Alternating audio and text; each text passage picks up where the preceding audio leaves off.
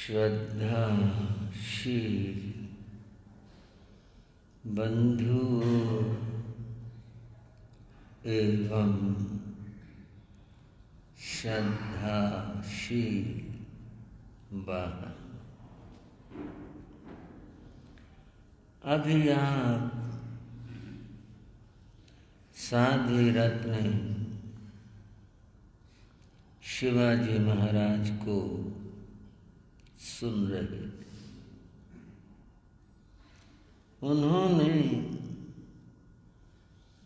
संत को दान देने की महत्ता बताई। कितनी महिमा है त्यागी आत्माओं को, संयमी पुरुषों को दान देने की। एक साधु को जब एक गृहस्थ ने दान दिया तो स्वर्ण की वृष्टि। शायद किसी के मन में आया हो ऐसे वाले महाराज जी आए तो बाद में फिर देखो, जिनको देने से सोना बरसता हो तब बात।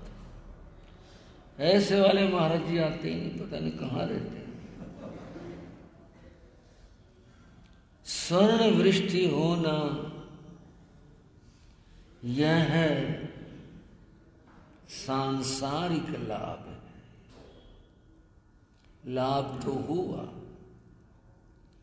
लेकिन सांसारिक लाभ है। इस लाभ की ये स्थिति है कि जब जीव स्वयं यहाँ इस संसार में और इस देह में रह नहीं पाएगा तो ये सब धन संपदा सब यहीं रह जाए। ये लाभ स्थायी नहीं हुआ। लाभ हुआ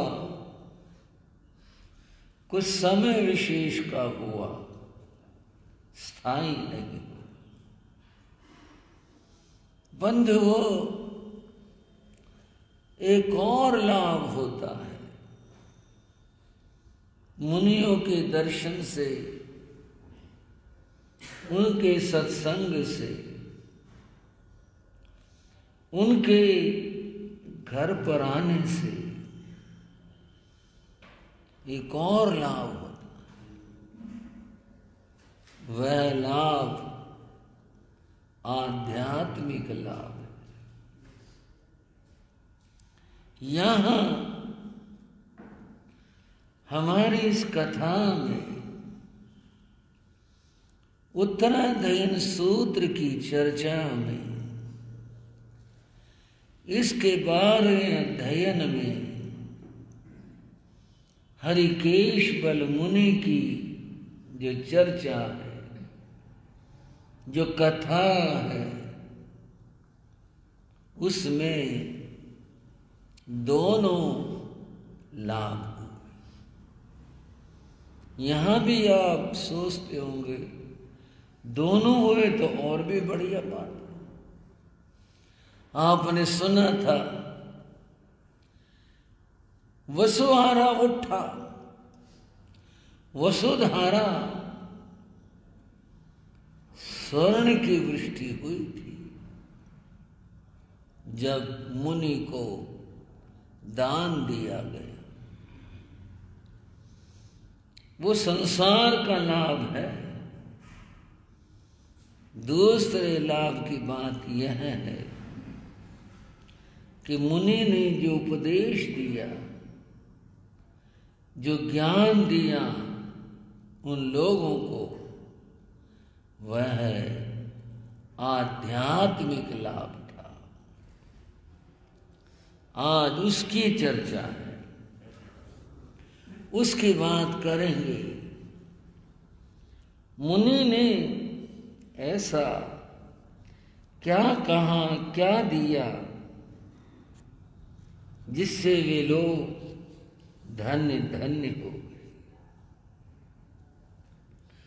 मुनि ने एक बात कही इस प्रार्थना करने पर कि आप हमें ज्ञान दीजिए। तो मुनि बोले कि महाना जोई समारंभंता उदयन सोइंग बहिया विमग्गाहा। तुम जो यज्ञ करते हो और शुद्धि के लिए स्नान आदि क्रियाएं करते हो, ये सब बाह्य शुद्धियां हैं, आंतरिक शुद्धि नहीं। नैते सुइठम कुसला वयंती। ज्ञानियों की दृष्टि में इन सब से आत्मशुद्धि नहीं होती। मैंने कल वासुदेव श्री कृष्ण की बात बताई थी कि तुम्बी के फल के माध्यम से उन्होंने कहा, जैसे इस फल को जल में धोने से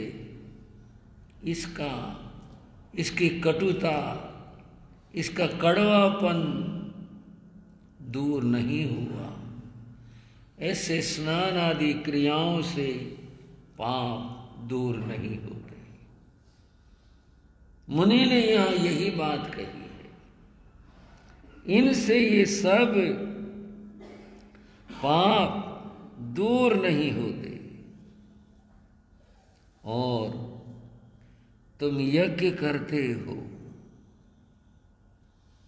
उस यज्ञ से आरंभ समारंभ होता है। बंधुओं, ये जैन दृष्टि है।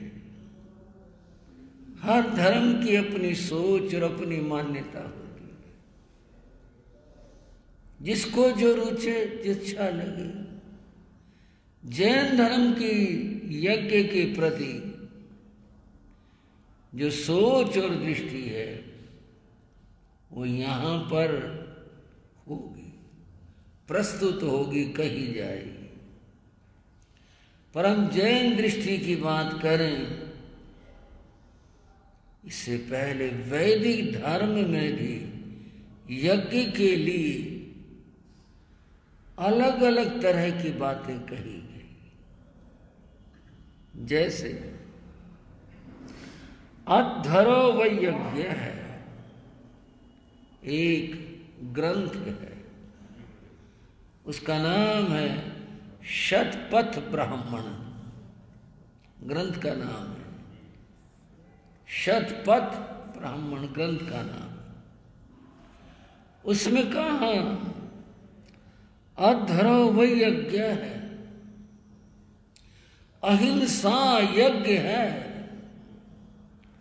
कोई शतपथ खोल कर देखे और इन शब्दों का अर्थ करके देखे तो जान पाएगा अध्वरो यज्ञ है, अहिंसा यज्ञ है। जहाँ हिंसा है तो यज्ञ नहीं है। अहिंसा का पालन करना, अहिंसामय जीवन जीना, इसका नाम यज्ञ है। यज्ञ के स्वरूपों की और भी बात कही गई। शतपथ में कहा ब्रह्म ही यज्ञ है। ब्रह्म शब्द का अर्थ आत्मा होता है, ब्रह्म का अर्थ परमात्मा होता है। ब्रह्म शब्द का अर्थ ज्ञान भी होता है।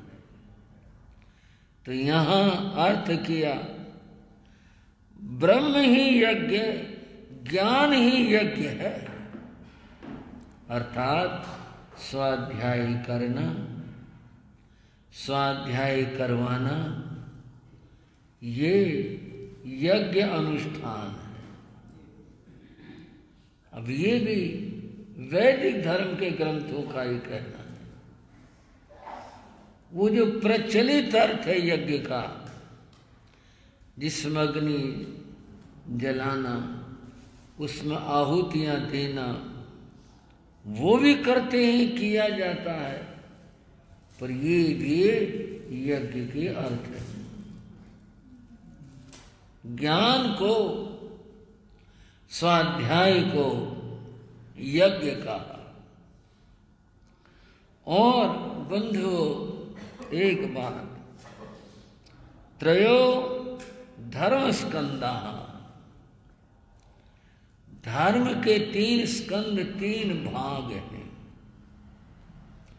धर्म के 3 पाए हैं जिनके ऊपर धर्म स्थित है। ये भी मैं आपको वैदिक धर्म की बात बता रहा हूं। त्रयो धर्म स्कंदा, और क्या कहा? यज्ञो अध्ययनम दानम मिति, यज्ञ करना वो अग्नि के द्वारा धर्म का एक स्कंद है। अध्ययनम स्वाध्याय करना, स्वाध्याय करवाना, यह भी धर्म का एक अंग है। दानमिति, और दान देना गृहस्थ का धर्म है। दान देना यह धर्म का तीसरा स्कंद है। अब आप चिंतन कर सकते हैं कि इस बात का तो आग्रह नहीं रहा कि यज्ञ यही होगा। अगर एक व्यक्ति उस तरह का यज्ञ नहीं करके स्वाध्याय आदि करता रहता है तो वो भी यज्ञ कर रहा है। एक व्यक्ति दान देता रहता है, वह भी यज्ञ कर रहा है। आप कहोगे यज्ञ हो गया, क्या हो गया? इसकी इतनी सारी बातें क्या माने इसमें? महात्मा गांधी ने कहा, प्रत्येक श्रेष्ठ कर्म का नाम यज्ञ है। बंधुओं, किसने कहा ये? किसने? उन्होंने तो सारे फैसला दे दिया। प्रत्येक श्रेष्ठ कर्म का नाम यज्ञ है। तब ये तो आग्रह नहीं हो सकता भाई यही यज्ञ करेंगे तो ही कल्याण होगा। श्रेष्ठ कर्म का नाम यज्ञ है। एक परंपरा में उसको महत्व है और बाकी ने स्वाध्याय पर, ध्यान पर और दान पर इन सबको महत्व दिया, सेवा को महत्व दिया। वो भी यज्ञ कर रहे हैं, उनका यज्ञ इस रूप में है, उनका यज्ञ उस रूप में है। तो मैंने कहा कि यज्ञ शब्द की कोई एक व्याख्या और एक अर्थ नहीं, जैसे अभी कुछ ग्रंथों के आधार पर कहा गया। एक और वाक्य है, यज्ञो वै नमः। यहां तो और ही बात होगी। यज्ञो वै नमः, नम्रता यज्ञ है। तो हमारा तो मामला ही नमो से शुरू होता है। यज्ञो वै नमः, नम्रता यज्ञ है। तो हम तो हर पल आत्मयज्ञ करते ही रहते हैं कि हमारी तो बात ही नमो अर्यंतान से शुरू होती है, नमः से शुरू होती है। इस नम्रता और समर्पण को भी यज्ञ बताया। गांधी की वो बात स्मरणीय है, सदा याद रखने की है, जिसमें वे कहते हैं प्रत्येक श्रेष्ठ शुभ कार्य का नाम यज्ञ है। अच्छे काम करो, शुभ श्रेष्ठ काम करो तो ये यज्ञ है। यहां उन विद्वानों पंडितों के मध्य, मुनि के मध्य वार्ता हो रही है। मुनि ने कहा न ते सुठुं कुशला वयंती, जो ये आप कर रहे हैं ज्ञानी जन इसको श्रेष्ठ नहीं बताते। भाषा बड़ी कोमल है, ये भी तो कैसे बेकार है, तुम ये क्या कर रहे हो? ना ना ना, बड़ी कोमल भाषा का प्रयोग किया यहाँ पर कि ज्ञानी जन इसको श्रेष्ठ नहीं बताते, ज्ञानी जन इसको श्रेष्ठ नहीं कहते। अब इस बात को सुन करके उन विद्वानों ने पूछा तो वे श्रेष्ठ क्या है? अगर ज्ञानियों की दृष्टि में ये श्रेष्ठ नहीं है तो श्रेष्ठ क्या है? आप बताएं, श्रेष्ठ क्या है? कहं चरे भिक्षु वयम जयामो, जो श्रेष्ठ यज्ञ है आप हमें वो बता दीजिए जो श्रेष्ठ यज्ञ है। यहां भी यज्ञ का अर्थ श्रेष्ठ कर्म और एक अग्नि आदि के द्वारा होने वाला कर्म, तो कहा जो श्रेष्ठ है आप वो बता दीजिए। कहं चरे, कैसे चलें, कैसे करें? भिक्षु भिक्षु वयम जयामो, हम यज्ञ कैसे करें? पावाई कम्माहिं पणोलयामो, अखाही ने संजय जख पुइया, कहम सुईठम कुशला वयंती। कुशल जन, ज्ञानी जन, बुद्धिमान लोग, ज्ञानी कौन से यज्ञ को श्रेष्ठ बताते हैं? आप हमें वो कहिए, हमें वो बताइए। तब यह जैन धर्म में जो यज्ञ की व्याख्या है वो कही गई, जो बहुत चिंतनीय स्मरणीय है। उन्होंने कहा छजीव काय असमारमंता। पहली बात कही, छजीव, पृथ्वी काय, अप काय, तेजस काय, वायु काय, वनस्पति काय, तरस काय, ये 6 प्रकार के जीव हैं। इन 6 प्रकार के जीवों की जिसमें हिंसा न हो, जीवों की हिंसा न हो। पहली बात, अहिंसक यज्ञ तभी बनेगा। मौसम अदत्तम च असेवमाना, इनकी हिंसा न हो तो अहिंसा व्रत हो गया। ये मौसम अदत्तम, मृषा, झूठ नहीं बोलना। अदत्तम, किसी भी प्रकार की चोरी नहीं करना। असेवमानम, इनका कभी सेवन नहीं करना। परिग्रहम इत्थियो मानमायम, ब्रह्मचर्य का पालन करना। परिग्रहम, जीवन में संतोष रखना। परिग्रह, संग्रह नहीं करना। मानम मायम एवं परितराय चरंती दंता, अभिमान, छल कपट, लोभ अभी कहा गया।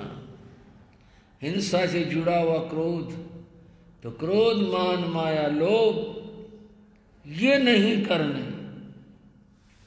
ऊपर जो महाव्रतों की बात कही उनका पालन करना और इनका सेवन नहीं करना। एवं परितराय चरंति दंता, जो दांत हैं इंद्रियों का दमन करने वाले बुद्धिमान हैं, ज्ञानी हैं, वे इनसे यज्ञ कर लेंगे। यानी महाव्रतों से, कषायों की विजय से उनका यज्ञ इस रूप में। हम आपकी बात पूरी तरह समझ नहीं पाए, हमें समझाइए। केत जोई केते केवते जोई ठाणे, यज्ञ करने में अग्नि की आवश्यकता होती है और कुंड की आवश्यकता होती है। कुछ और साधन श्रुवा जिससे आहुति देते हैं, वो ईंधन उसकी आवश्यकता होती है। इन सब के बारे में आपने बताया नहीं, केवल भाव की बात बताई। क्रोध ना करो, ये ना करो, ये तो भाव की बात बताई। यज्ञ तो इनके द्वारा, आप समझ रहे हैं ना, आनंद ले रहे हैं बात। आप यज्ञ में जो चीजें प्रयोग जिनके द्वारा यज्ञ होता है, आप इनके बारे में तो बताइए। मुनि ने कहा, सुनो, तवो जोई जीवो जोई ठाणी, मेरा यज्ञ, उस यज्ञ में तप ज्योति है। तप को क्या बताया? ज्योति, अग्नि। तप जो है वह अग्नि है, ज्योति है। जीवो जोई ठाणन, और ये ज्योति इस आत्मा में प्रज्वलित होती है। ये इसका कुंड है, जहां पर ये अग्नि जलाई जाती है, उसका ये कुंड है। जोगा सोया मन वचन काया, ये श्रुवा है जिससे आहुति देते हैं, घी डालते हैं, श्रुवा है ये। मन वचन काया,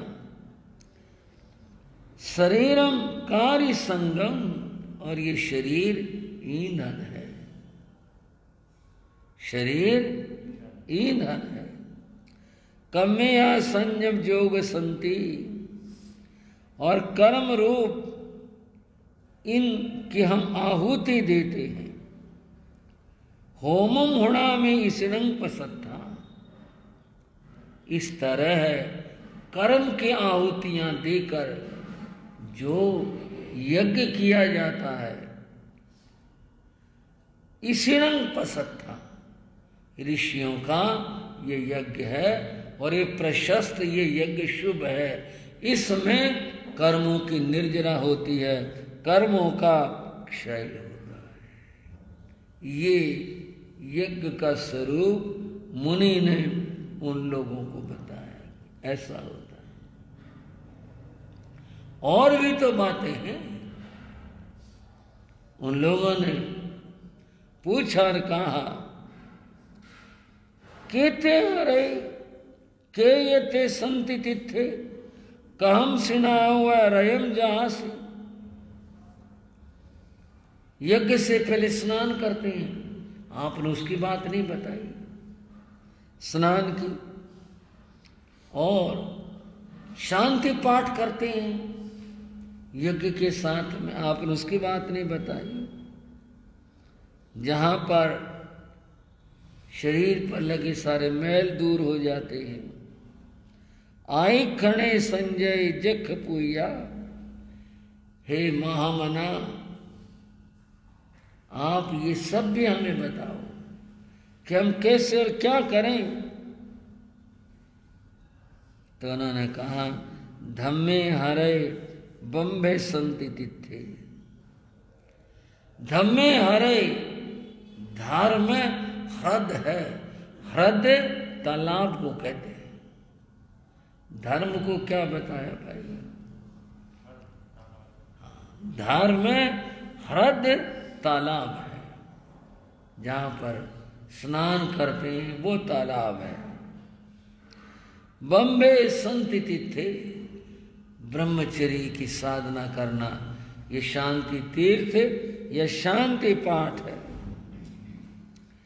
और क्या, इसमें स्नान करने से आत्मा पर लगे जो कर्म हैं वे दूर होते हैं। जहिं सिनाओ विमलो विशुद्धो, जहाँ स्नान करके जीव विमल मल से रहित निर्मल पवित्र हो जाता है। सोई भूओ पज्जहामि दोषं, शुचिभूत पवित्र होकर सारे दोष जहाँ छोड़ दिए जाते हैं, ये वो स्थान है। एवं स्नानम कुशलिंग दिट्ठं, जो ज्ञानी हैं उन्होंने इस स्नान को श्रेष्ठ बताया। महास्नानं स्नानं प्रसत्ता, ये जो मैंने कहा ये महास्नान है। भाइयों, स्नान आप लोग भी करते हैं, ये ऋषियों का स्नान है, इसको उन्होंने महास्नान कहा कि ये महास्नान है। महास्नानम स्नानं प्रसत्ता, ये ऋषियों का स्नान है, प्रशस्त और श्रेष्ठ है। जहीं स्नाना विमला विशुद्धा, महर्षि उत्तमं ठाणं पत्ते, इसमें स्नान करके और ऐसा यज्ञ करके ऋषि जन प्रशस्त स्थान मुक्ति और मोक्ष को प्राप्त करते। बोलो हरिकेश बल मुनि के। हम धन्य हुए, हम धन्य हुए, हम धन्य हुए। आपने हमें धर्म का सही स्वरूप बताया, यज्ञ का सही स्वरूप बताया, और जो आपने कहा है हम इसका आचरण करेंगे। और जिसमें हिंसा होती है हम ऐसा कोई भी कार्य नहीं करेंगे। वे सब मुनि के चरणों में नत हुए और यूं ऐसा उपदेश दे करके, ये उपदेश महान आध्यात्मिक लाभ था। जो स्वर्ण वृष्टि थी वो भौतिक लाभ था, यह आध्यात्मिक लाभ है। ऐसा लाभ दे करके मुनि ने वहाँ से प्रस्थान किया। वे लोग मुनि के जाने के बाद दूर तक दृष्टिपथ से उन्हें देखते रहे। मुनि चले जाते हैं और इन लोगों को जो लोभ क्रोध इन सब में डूबे हुए थे उभरे, और ये भी श्रेष्ठ धर्म के आचरण करने लगे। यूं इसके साथ ये अध्ययन संपन्न होता है। आगे श्री उत्तराध्ययन सूत्र में और क्या चर्चाएं चलेंगी वो सब आप आगे सुनेंगे। आज की चर्चा यहीं तक। चत्तारि मंगलम अरिहंता मंगलम सिद्धा मंगलम साहू मंगलम केवली प्रणतो धम्मो मंगलम चत्तारि रघुत्तमा अरिहंता रघुत्तमा सिद्धा रघुत्तमा साहू रघुत्तमा केवली प्रणतो धम्मो रघुत्तमो चत्तारि शरणं प्रविज्जामि अरिहन्ते शरणं प्रविज्जामि सिद्धे शरणं प्रविज्जामि साहू शरणं प्रविज्जामि केवली प्रणतं धम्मं शरणं प्रविज्जामि। ये चार शरण दुख हरण जगत में और न शरणा कोई होगा।